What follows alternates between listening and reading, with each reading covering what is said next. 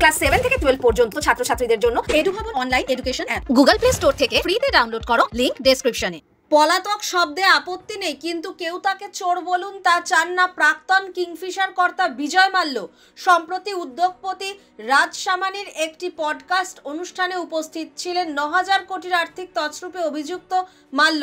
সেখানে তিনি দাবি করেন তিনি ভারত ছেড়ে পালাননি, পূর্ব নির্ধারিত কাজের জন্যই দেশ ছাড়েন। ওই অনুষ্ঠানে তার নামের আগে চোর শব্দ বসানো নিয়ে আপত্তি জানান মাল্য। তিনি বলেন, আমি দেশে ফিরিনি, যে সমস্ত কারণে তার যথেষ্ট ভিত্তি রয়েছে।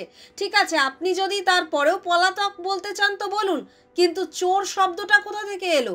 এখানে কোথা থেকে চুরি আসছে? 2016 সাল থেকে ব্রিটেনে রয়েছেন মাল্য।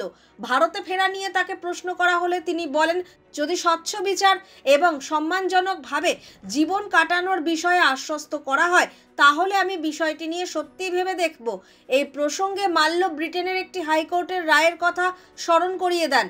প্রত্যর্পণ সংক্রান্ত মামলাতেই ব্রিটেনের ওই আদালত জানায়, ভারতের জেলগুলির পরিস্থিতি মানবাধিকার সংক্রান্ত ইউরোপিয়ান কনভেনশনের 3 নম্বর অনুচ্ছেদকে লঙ্ঘন করছে।